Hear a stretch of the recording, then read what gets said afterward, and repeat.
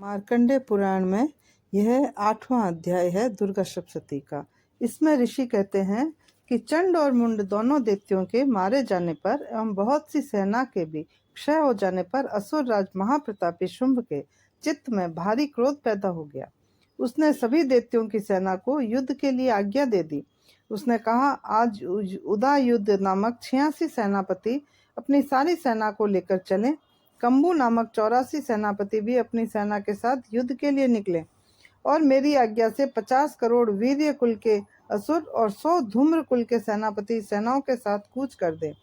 और फिर मेरी आज्ञा से कालिक, मौर्य, दोहृदय, कालिके सभी असुर तैयार होकर शीघ्र प्रस्थान करें। भयंकर शासन करने वाले असुर राज शुंभ ने इस प्रकार आज्ञा देकर स्वयं भी बहुत सी शस्त्रों सेनाओं के साथ प्रस्थान कर गया।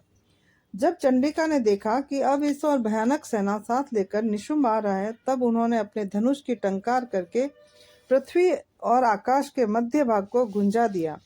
हे राजन, उस समय सिंह ने भी बड़ी भारी गर्जना की।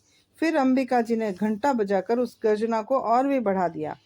उस शब्द को सुनकर दैत्य सेनाओं ने चारों ओर से आकर देवी, सिंह और काली को क्रोध के साथ घेर लिया। इसी अवसर के मध्य में हे राजन, दैत्यों के नाश के लिए तथा देवताओं की वृद्धि के लिए अत्यंत बल एवं पराक्रम से संपन्न होकर ब्रह्मा, विष्णु, शिव, कार्तिकेय स्वामी इंद्र आदि की देवी की शक्तियां उन्हीं के शरीरों से निकलकर उन्हीं रूपों से चंडिका के पास आ गई। जिस देवता का जो रूप, जैसे भूषण और वाहन है, उन्हीं वस्तुओं से संपन्न होकर वह देवता शक्ति रूपी वही रूप धारण कर दैत्यों के साथ युद्ध करने आ गई। ब्रह्मा जी की शक्ति, जिसे ब्रह्माणी कहा जाता है, वह हंसों से जुते हुए विमान पर आरूढ़ थी। अक्षय सूत्र कमंडल से शोभित थी। सबसे प्रथम उपस्थित हुई।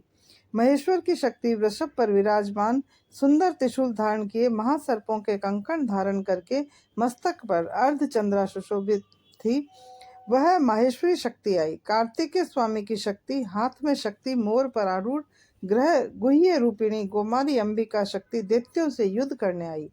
वैसे ही विष्णु की शक्ति गरुड़ पर सवार होकर शंख, चक्र, गदा, शंख और खड्ग हाथ में लिए वह वैष्णवी शक्ति आ गई।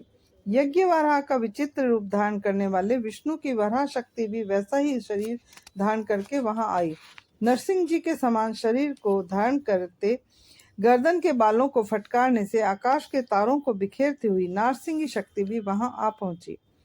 इंद्र की शक्ति, इंद्र के समान रूप वाली 1000 नेत्र धारण किए वज्र हाथ में लेकर ऐरावत गजराज पर आरूढ़ होकर वहां आ गई।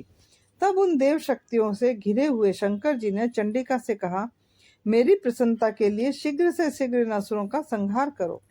तब देवी के शरीर से अत्यंत भयानक सैकड़ों गिदड़ियों की भांति हुम करती हुई बड़ी चंडिका शक्ति प्रकट हो गई।